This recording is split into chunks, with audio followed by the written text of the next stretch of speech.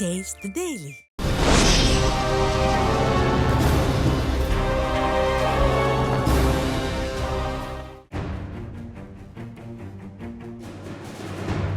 உலகின் அதிசக்தி வாய்ந்த பதவியில் வந்தமர்ந்துள்ள டொனால்ட் ட்ரம்ப் இந்த பூமிப்பந்தில் தான் நினைத்ததை சாதிப்பதற்கு ஒரு முக்கியமான தந்திரோபாயத்தை பாவித்து வருவதாக ஆய்வாளர்கள் கூறுகின்றார்கள்.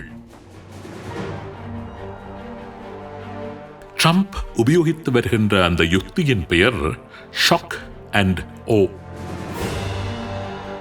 உலகை கட்டுப்படுத்துவதற்காக ட்ரம்ப் மற்றும் அவரது குழுவினர் உபயோகிக்க ஆரம்பித்துள்ள ஷாக் அண்ட் ஓ என்கின்ற அந்த டாக்டிக்ஸ் ஸ்ட்ராட்டஜி அவரது பதவிக்காலம் முழுவதும் உலக ஒழுங்கை அமெரிக்காவுக்கு சாதகமாக பேணுவதற்கு மிகப்பெரிய ஆயுதமாக இருக்கும் என்று நம்புகின்றார்கள் ட்ரம்பின் ஆலோசகர்கள்.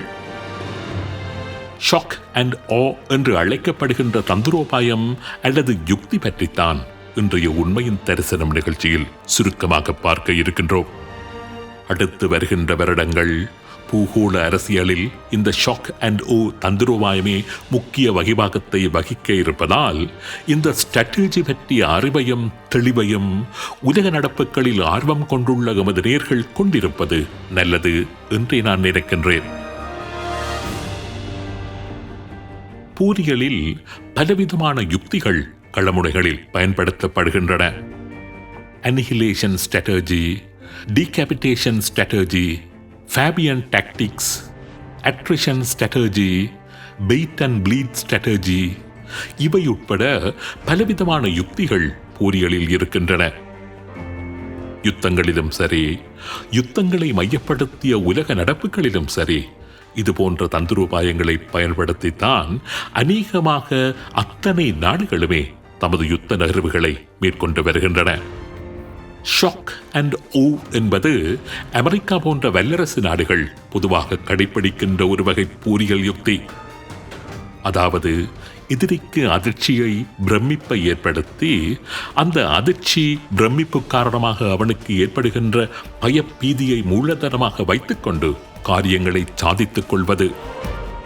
ஷாக் அண்ட் ஓ பேரிலான தந்திரோபாயத்தை தமிழில் விளக்குவதானால் இப்படித்தான் விளக்க முடியும்.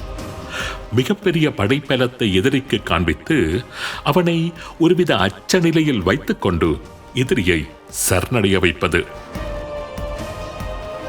ஷாக் அண்ட் ஓ என்கின்ற இந்த சொல்லாடலை 1996 ஹெரலன் கே உல்மான் மற்றும் ஜேம்ஸ் பி வேட் போன்ற 2 முக்கிய ஆய்வாளர்கள்தான் முதலில் அறிமுகப்படுத்தி இருந்தார்கள்.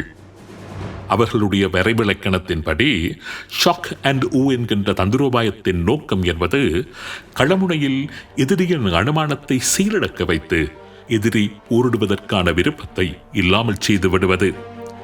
அதாவது எதிரியின் பெர்செப்ஷனை பேரலைஸ்ட் ஆக்கி போரிட விடாமல் செய்து அவர்களை சரணடைகின்ற மனநிலைக்கு இட்டுச் செல்வது.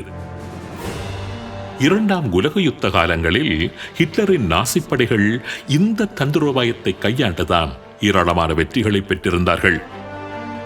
பிளிட்ஸ் கிரீக் என்கின்ற பெயரில் ஜெர்மனிய படைகள் மேற்கொண்ட மின்னல் வேக தாக்குதல்கள் ஜெர்மனிய படைகள் பற்றிய பிரமிப்பை எதிரிகளுக்கு ஏற்படுத்தி எதிரி படை வீரர்களின் போரிடும் உளவுருனை சிதைப்பதற்கு பெரிதும் பயன்பட்டன.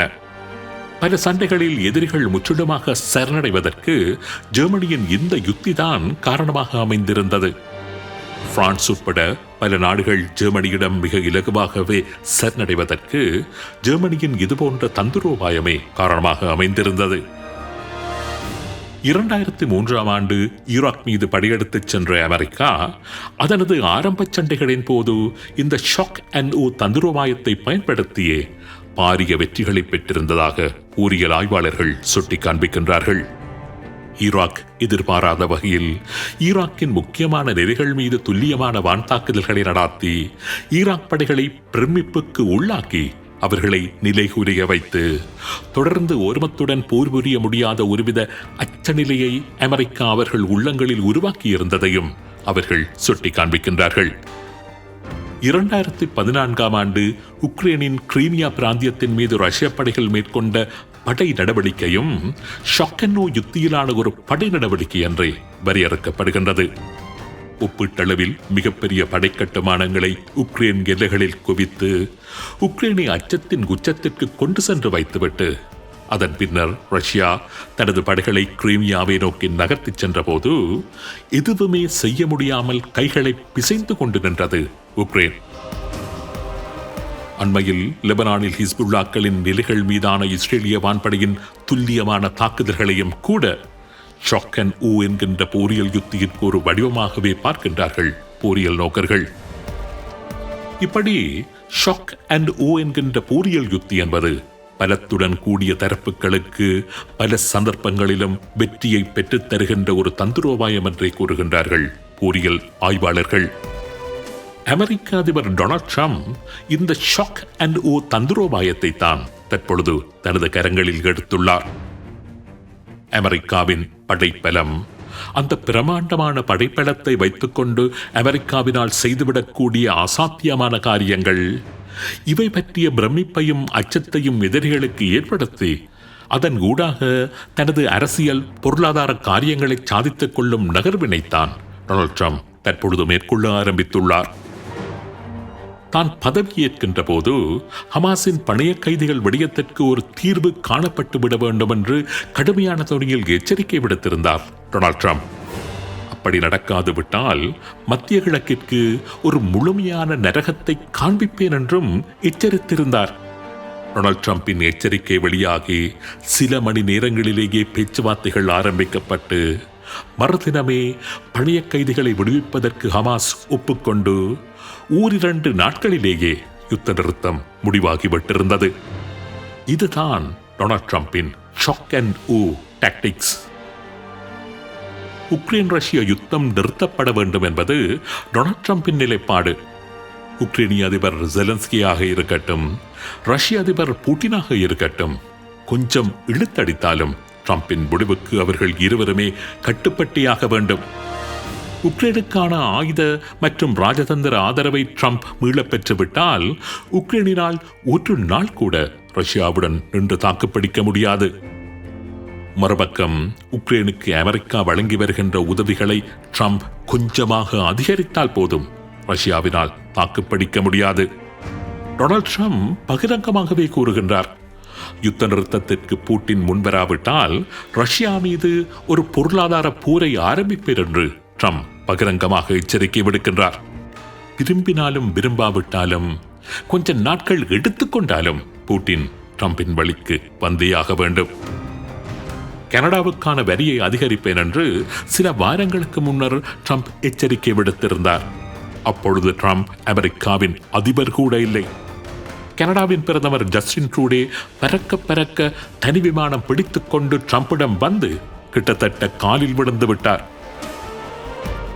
பனாமா கால்வாய் விடயத்திலாகட்டும், கிரீன்லாந்து விடயத்திலாகட்டும், மெக்சிகோ வளைகுடா விடயத்திலாகட்டும், வல்லமை மிக்க ஒரு ஸ்தானத்தில் நின்று கொண்டு ட்ரம்ப் பேசுகின்ற அத்தனை விடயங்களுமே வெறும் தலைப்புச் செய்திகள் மாத்திரமல்ல, ஷாக் அண்ட் ஊ தந்திரோபாயமும் கூடத்தான். ட்ரம்பின் இந்த தந்திரோபாயத்தை எத்தனை காலத்திற்கு அவரால் தொடர்ந்து பயன்படுத்த முடியும் என்று தெரியவில்லை.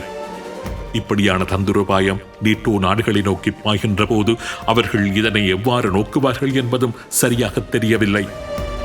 எழுந்துவிட்டு ஓட ஆரம்பித்துள்ள டிராகன் என்று கூறப்படுகின்ற சீனாவிடம் ட்ரம்பின் இந்த தந்திரோபாயம் எந்த அளவுக்கு எடுபடும் என்றும் புரியவில்லை. முழு உலகையும் குறிவைத்து அமெரிக்கா இந்த தந்திரோபாயத்தை முண்டகத்துகின்ற போது முழு உலகுமே அமெரிக்காவுக்கு விரோதமாக ஒன்று திரண்டுவிடும் சாத்தியம் இருக்கின்றதா என்பதும் புரியவில்லை. ஆனால் தனது பலத்தை காண்பித்து எதிரிகளை சரணடைய வைக்கின்ற இந்த தந்திரோபாயத்தை தற்பொழுது டொனால்ட் ட்ரம்ப் கரங்களில் எடுத்து வேகமாக பயணிக்க ஆரம்பித்து விட்டுள்ளார் என்பது மாத்திரம் தெளிவாக தெரிகின்றது.